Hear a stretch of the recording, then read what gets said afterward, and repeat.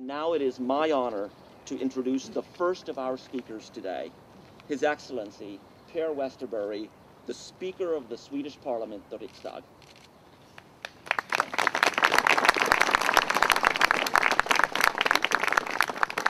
Your Excellencies, ladies and gentlemen, Raoul Wallenberg's mission at the end of World War II symbolizes the strong Atlantic ties between our two nations. A Swedish diplomat on an American mission, this, to my knowledge, is a highly unique assignment in diplomatic history. Facing the evils of Europe's darkest chapter required courageous individuals in innovative solutions. The United States and the War Refugee Board played a vital role in initiating and supporting the unique assignment in Budapest. We have much to thank the American initiative and the financial backing for. When President Roosevelt was informed of the alarming situation in Europe, he realized that immediate action had to be taken. By making an executive order to establish the War Refugee Board, the bureaucratic process was drastically shortened. The situation in Europe was devastating.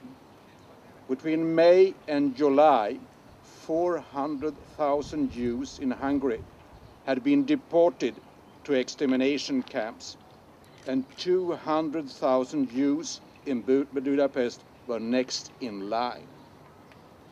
There was no time to lose. Immediately upon Raoul Wallenberg's arrival on Sunday in early July 1944, he set up his work. He took initiative of creating a new type of protective document, the protective Swedish passport. Strictly speaking, this passport carried no legal weight, but Wallenberg screwily made to ensure that it was approved by Hungarian authorities. Despite the great personal risk involved in the mission, Raoul Wallenberg made an active choice. He chose not to be indifferent when confronted with evil. The question we all need to ask ourselves is, what would I have done? Perhaps the most dangerous threat to mankind is not the evil of the few, but the indifference of the masses. Allow me to quote Martin Luther King, Jr., and I quote, "History will have to record the greatest tragedy of this period of social transition was not the strident clamor of bad people, but the appalling silence of the good people," end of quote. What made Raoul Wallenberg act? Perhaps we can find the answer in his childhood and the people that shaped his worldview. His grandfather, the diplomat Gustav Wallenberg, strongly influenced the young man and encouraged him to travel and study abroad.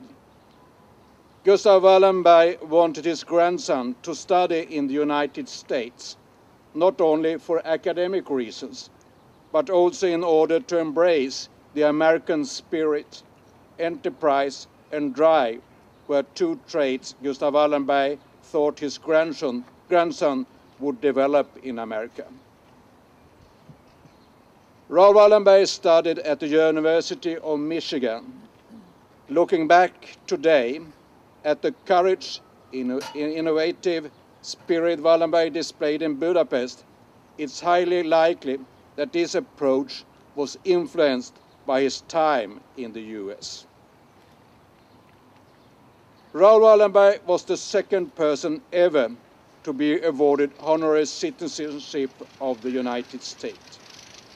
There is no doubt that this distinction has greatly contributed to ensuring that the legacy of Raoul Wallenberg continues to live on worldwide. Each and every one of us chooses how we live today, and it is through our choices here and now that the future is shaped. But in order to develop in the right direction, we need to learn from history. Let today's initiative of the American Embassy in Stockholm serve as a reminder of our moral responsibility, our obligation to respond to the forces that challenge democracy, human rights, our obligation to be human. Thank you very much.